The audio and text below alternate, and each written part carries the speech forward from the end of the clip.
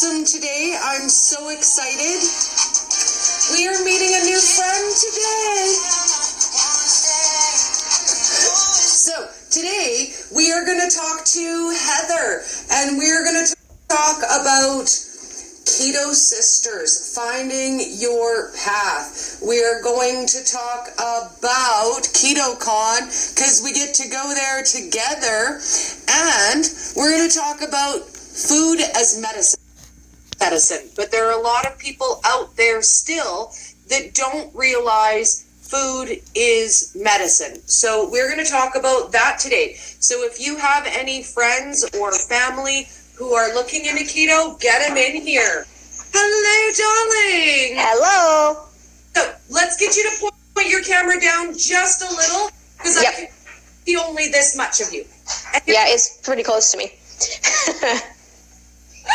We get into a place where it's also a little bit easier to see me, so it's not so sun in my face. You take your time. I'm just letting everybody know what we're going to chat about today, and that this is the first time that we're getting to meet. I'm so excited. Thank you. Yay! So first, if you're all set up, why don't you introduce yourself to everyone? Because you and I just met, so I'm going to guess most of my people don't know who you are just yet. That's probably true. So I ran into Dori chatting during a Facebook Live of Dr. Ken Berry's, one of his book signing events. We were just chatting in the comments while we were watching him on video. So that was pretty cool. My name is Heather Cohen, and I have been doing keto for, it's been like 2.5 years, maybe. And I started keto actually because it was prescribed by my oncologist. So I was diagnosed with cancer in August of 2017. And at that time, I developed cancer because I have food allergies, which led to autoimmune disease, which led to cancer because I refused to stop eating things I'm allergic to, which happened to be dairy and wheat, gluten. And at that time, I needed surgery, and so I went ahead and had surgery, but they wanted to remove some important parts, and I wouldn't let them. And so they didn't get all of the cancer out, and they went ahead and told me that I needed chemo and radiation. And I was like, holy crap. Because it was a gynecological cancer, I actually had cancer of the vulva. It was very possible that my insides would have been burned together, like my intestines. I could have lost my rectum. I could have lost my bladder. All of my reproductive organs were at risk. Would have put me into early menopause at age 37, which would have been a bummer. Sexual dysfunction, completely defunct. And so my naturopath, who I was seeing for my thyroid condition, I have Hashimoto's, gave me a stern talking to. And she told me about a lot of folks that she's been able to treat and help with natural means. And so instead of going through the conventional chemo and radiation, I actually decided to go through high-dose vitamin C therapy and hyperbaric oxygen chamber therapy, and then alongside a therapeutic ketogenic diet. So it's very, very, very high fat, like 85, 90% plus fat. 3 months later, cancer-free in February of 2018. So I am 1.5 years almost out from my diagnosis, or from being told I was cancer-free. So scans are all clean, everything's clear, no cancers left. Hashimoto's is in remission, and the second autoimmune that I had, lichen sclerosis, which led to the cancer, is also in remission. Also cleared up my fatty liver, got rid of gallstones, and then all the other things that happen, right? So skin's beautiful, sleep's good, libido's back, like all the good things. So, and then, of course, lost 70 pounds on top of it. Right, because that's the bonus. Let's talk about that, because I understand it's so easy to focus on the weight loss. Everyone wants to lose weight. But honestly, for people who are on this journey, every single time I hear them mention their weight loss, dead last. They will talk about the things that they have put into remission, the symptoms that they have cured, the issues that they no longer have, and they'll say, oh yeah, and by the way, I lost 100 pounds. Yep. I really feel like this way of eating is about more than losing weight. It's even more than about gaining weight. It's more than about having a healthy weight. It's about having an overall healthy lifestyle. So let's start there and talk about food. It's just for fun, right? Yeah. Food is for funsies and for when we go to parties, right? Food is about that. But I want to talk to you about how you feel about food. On your journey, food was literally your prescribed medicine. Medication. Yep. Yeah. And that's exactly how I think of food. I think of food as medicine. Food is medicine, and it should be medicine. And I actually think it can either be detrimental to your health or it can be helpful to your health. The reason I got sick in the first place was because of food. So I have a gluten allergy and a dairy allergy. And I was eating stuff like pizza and cheese and donuts and anything and everything I wanted, because I also had a very high profile, high stress job. And so that was my coping mechanism. So dive right into a box of donuts while I'm binging out on Netflix, just chilling out, because I had to decompress. I didn't have coping skills for stress. And so at that time, food was medication, but it was a very different kind of medication. And everyone's talking about self-care and self-love. There's a difference between self-care and self-indulgence. And I believe that I was engaging big time in self-indulgence at that time. And that's what aggravated the inflammation in my body, aggravated my autoimmune conditions, and then led to development of cancer. So it can go either way. It can be poison, and it can also be medicine, because it was instrumental in healing my body of all kinds of things. And so now that's how I view it. Food is medicine. Know about you, but I know I had every excuse in the book to eat the things that I shouldn't. I deserve it.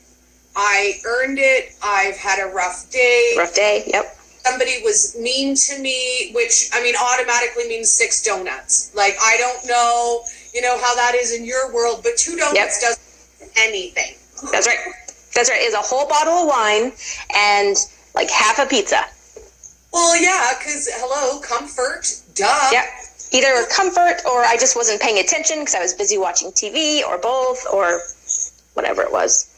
So let's talk a little bit about why we don't stop eating the things that we're not supposed to. Because I guarantee That's a hard question. I know a lot of people who have dairy allergies or wheat allergies or nut allergies, and they'll be like, I'm just going to eat it anyways and suffer. Because you know what, we get so used to suffering when our body feels sick that it doesn't even really feel like a big deal to be like, that's right. I'll be on the toilet for 2 hours. Totally worth it. Yeah, that's right. I like the windshield analogy, right? So when you're driving with a dirty windshield, you can see out of it, so it's no big deal. You don't realize how dirty that windshield was or how compromised your vision was until you clean that windshield. And then the first blood splatter that hits that windshield, you're like, whoa, that's crazy, right?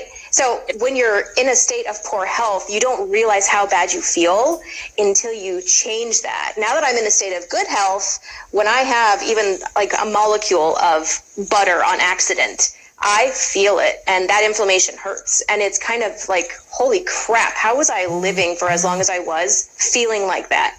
And now it's amazing. Like, you just get used to the state of being because it's your normal. So if your normal feels like crap, then crap is normal. So it's not going to hurt me to have a donut or 5. 5 is my favorite number. But then we always pay for that. And I find for myself personally, before keto, I was eating so many things that bothered my stomach, so many inflammatory ingredients that I couldn't differentiate one from the other. I just always felt like garbage. And now I am like a food detective. If I feel a little bit off, I know it.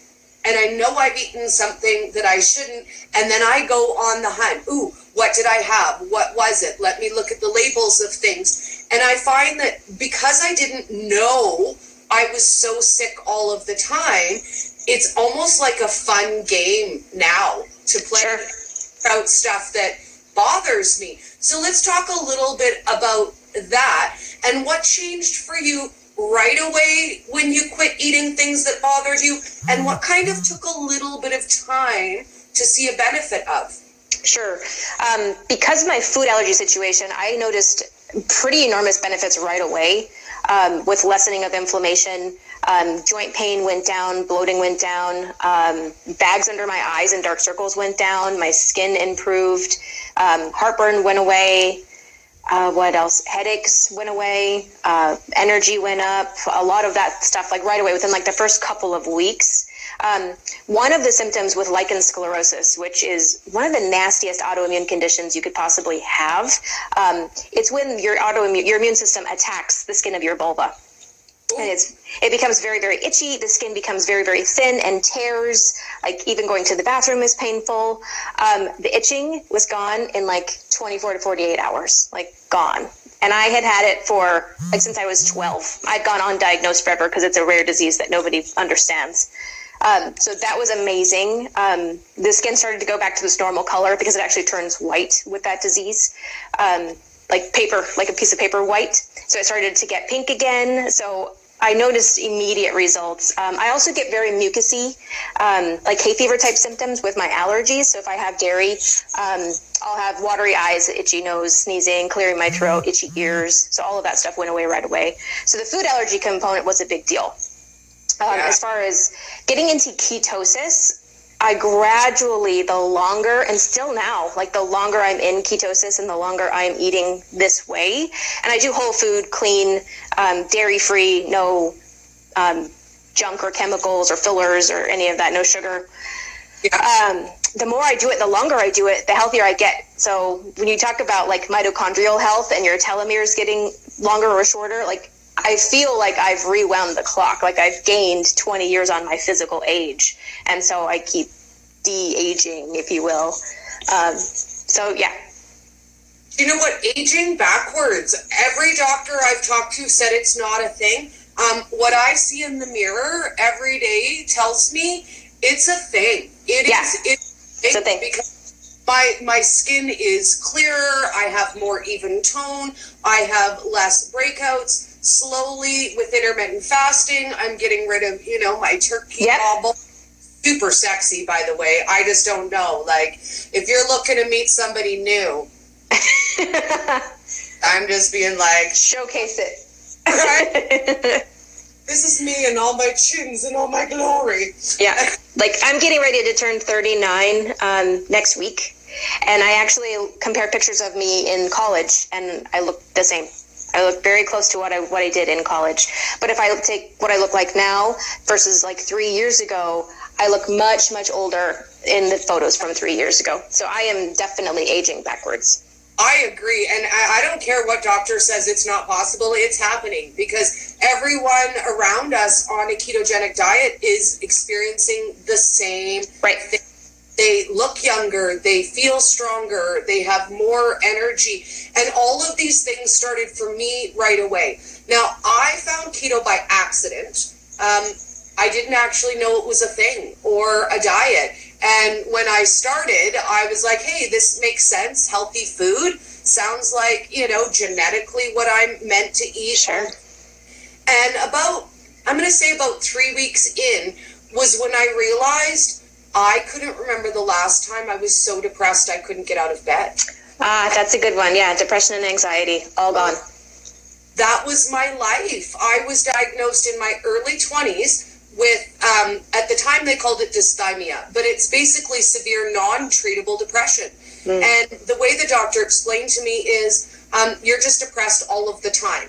It's not the highs and lows of a manic depression, but it's kind of like being Linus and just walking around with your dark cloud all of the time. Some days were manageable. Some days I literally couldn't get out of bed because I couldn't face another day of life. You spend a lot of time focusing on how much easier it would be if you just weren't here. If you just weren't here, if you didn't have to get up every day and deal. And I would say for the majority of my life, my mom remembers starting as young as 2 or 3 until I found keto at 41. I lived my entire life under that cloud of sadness. I never really felt any true joy or excitement, and that was my norm. That was just how life was. So after keto, I was like, oh my God, my brain... Whole new world. Yes, it is a whole new world. Like, everything around me seems different from how it used to be. And now I realize it's because I was making my brain sick and my brain wasn't working properly, and I was stuck. I was stuck in that sad, ugly hole that so many of us fall into. And for me, keto changed that. That's fantastic. A million. I'm seeing a lot of literature coming out about nutrition and psychology lately, and a lot of the academic literature that's coming out in terms of psychology circles actually seeking out nutritionists to partner with to help with mental health, and I think that's fantastic. Yes, I think that is where we begin. I mean, we need to really come down to a grassroots movement. Unfortunately, so much of nutrition and what is being taught, we now know doesn't work for us.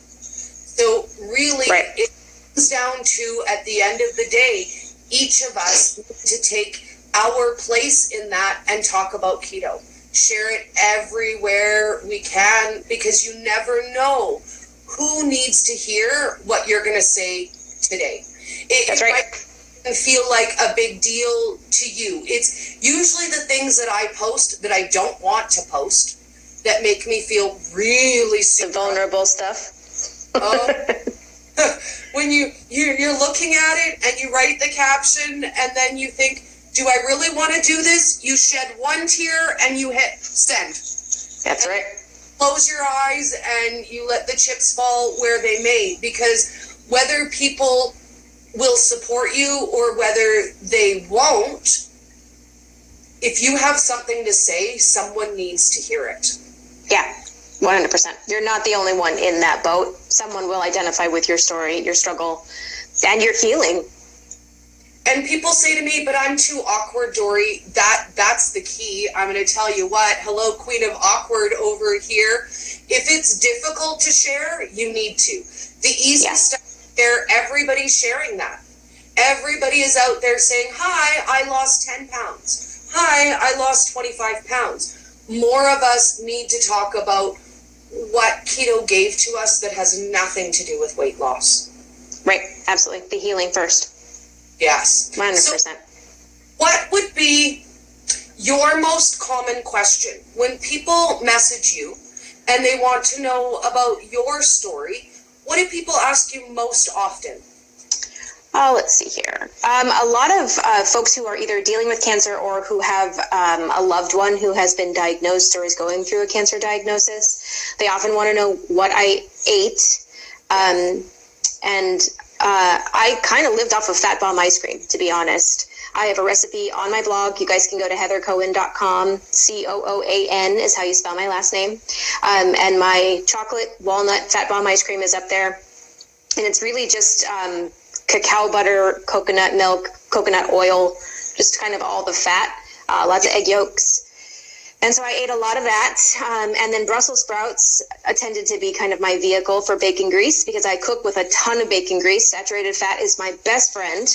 And so we're talking like a quarter cup, maybe a half a cup of bacon grease on like, 12 Brussels sprouts cut in half, put on a cookie sheet, roast them in the oven, and then just munch them down. Ribeye steaks were also a big thing. When you read a lot about keto and cancer, there's a lot of information about mTOR pathways, which is the protein pathway that when your body synthesizes protein, there's some evidence that protein increases the rate of growth with cancer. So there's a lot of information about treating keto with cancer, or cancer with keto. You want your protein to be very, very low, very moderate. I actually didn't worry about my protein intake. I looked at my macros in kind of just a pie chart, and I made sure that as long as my fat was over 80% and my carbs were below 5%, then I was good. So if I needed to eat more that day or less that day in order to achieve that, that's how I did it. So some days I had higher protein and some days I had lower protein. So when I say that I had ribeye steaks, some of the folks who are familiar with cancer research and keto are like, wait a minute. But basically my ketones were over 3 usually. I didn't check them every single day. I checked them probably once a week, because those strips are expensive. So my ketones were about 3, and then my blood glucose was like in the 75, something like that, which is a ratio. They call it a glucose to ketone ratio, or GKI, was about 3, I want to say. And that's usually the therapeutic range that they want it to be in order to have your ketones high enough in order to kind of make the cancer uncomfortable, so that whatever treatment you're going through is better armed to work. So I get a lot of those types of questions. I don't get a lot of weight loss questions because I don't really talk about the weight loss very often. I did lose about 70 pounds, and I've got about 30 more that'll probably come off over the years. I'm not super focused on it. I am trying to build muscle in my body now, so I've started exercising and weightlifting because muscle tends to compete with cancer metabolism, and so that's a focus of mine. But yeah, most of those questions are usually around what did you eat, what was your treatment like, what clinic did you go to, what was your doctor's name, a lot of those things around the cancer stuff. Occasionally I get questions about autoimmune and food allergies. The lichen sclerosis community is a very desperate community because it's such an uncomfortable and terrible autoimmune illness to deal with.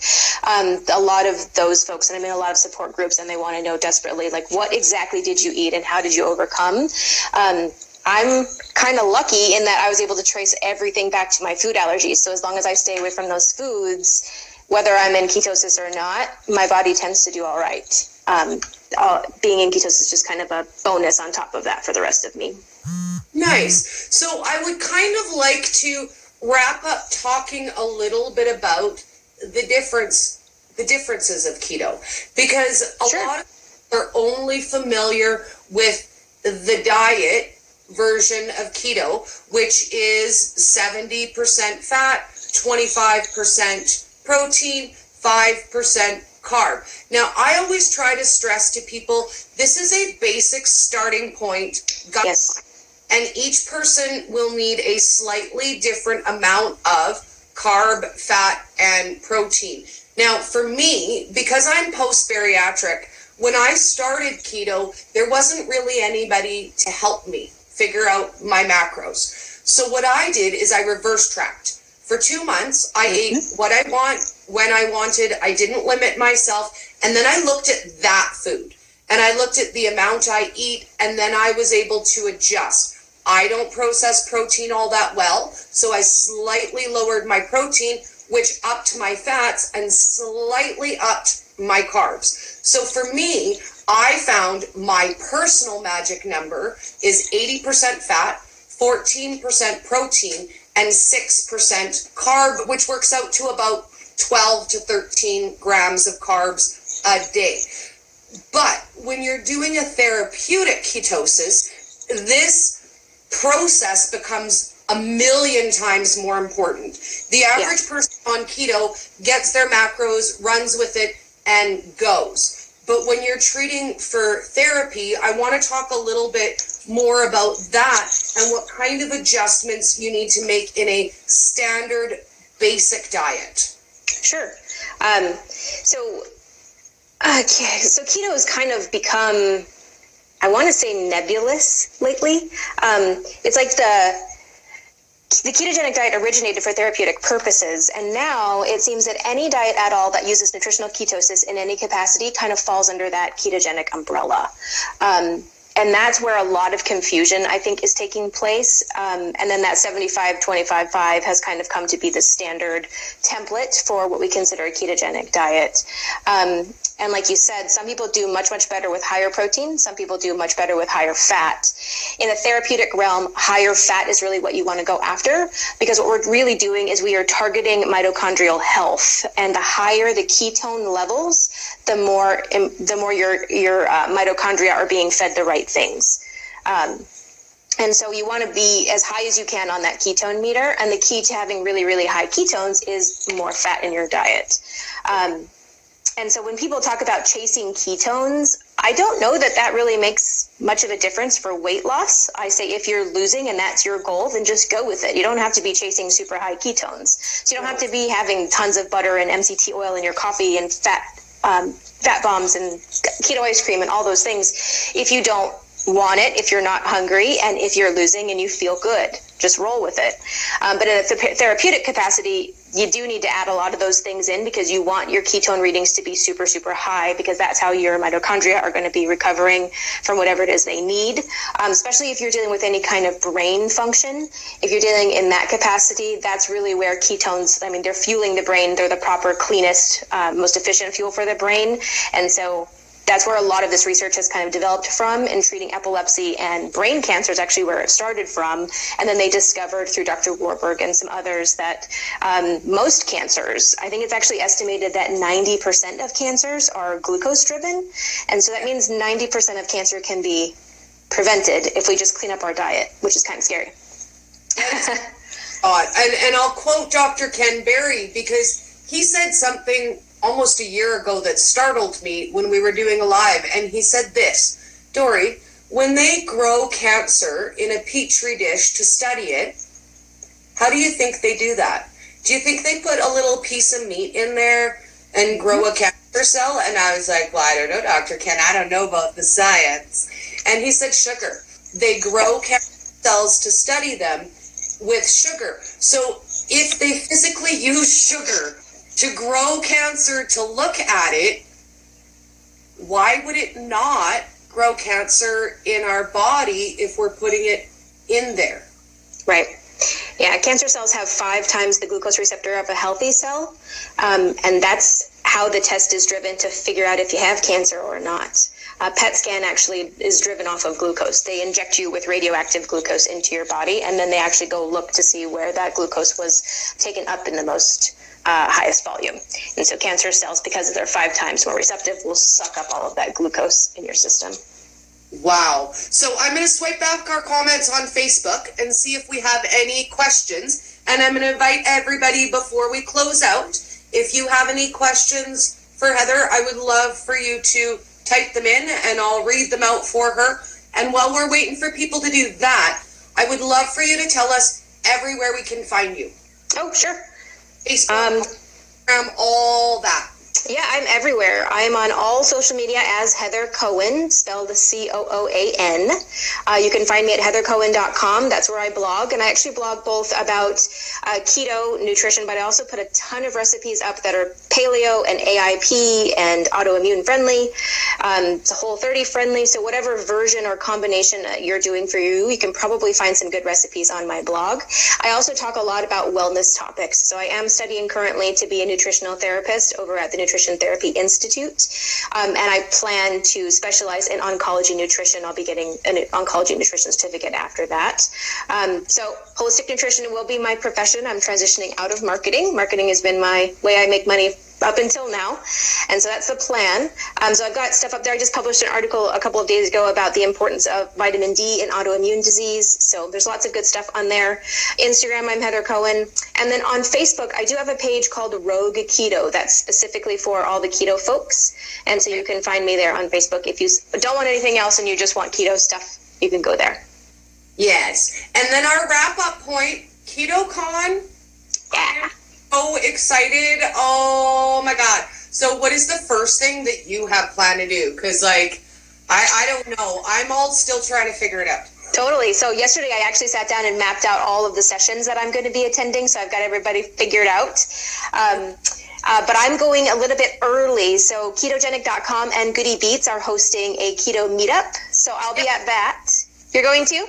I'm going to. Yes, I will be there. Awesome. Perfect. So we'll go to that. And then Ken Berry's also having a book signing in Austin. So I'm going to be going to that as well. And then I'll start the conference. So all of everybody. I've got a list of people that I want to meet. I've got a list of books that I need to get signed.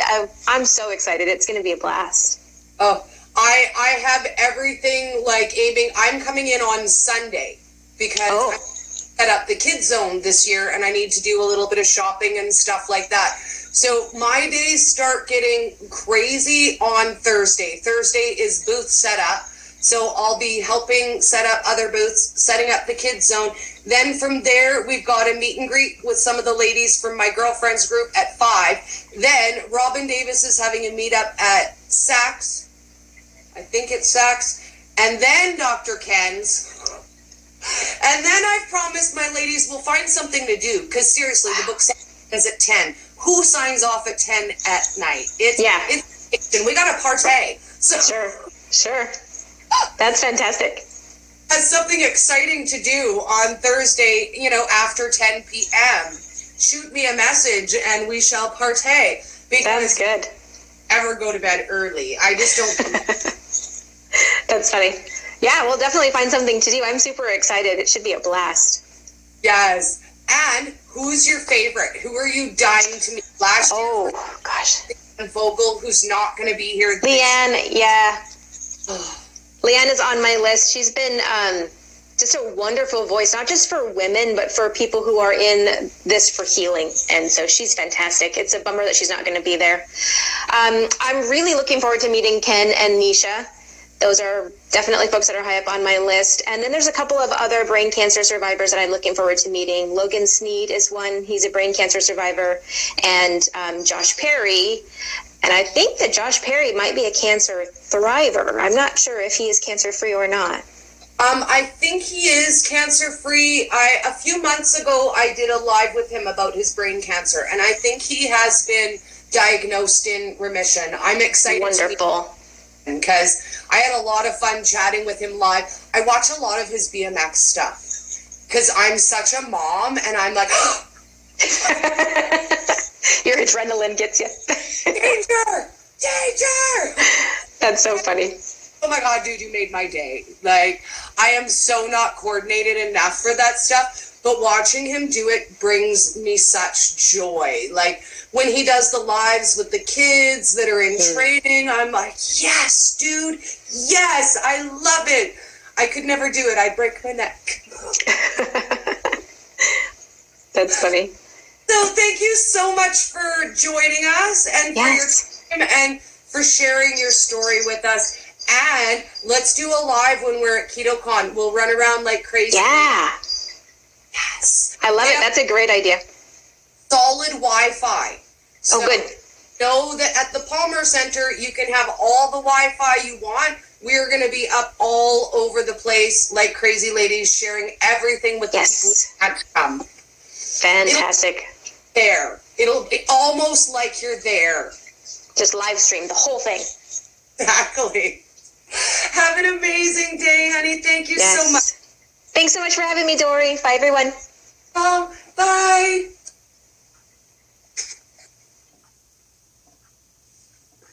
Okay, guys, how fun was that? Best getting over the hump ever. And I wanted to tell you guys, if you want to share your story, send me a message. I have put it out there, and I've told you guys, if you want to share your story with us all, you are more than welcome to share it with us. We want to hear it. We want to share your journey, and don't be scared. You don't have to be expert at this. That was Heather's first live. Would you have ever guessed? No. Super smooth. And if you're nervous to do it, it's so much more fun with me. Have an amazing day, guys. I'm going to get us our song to dance out to.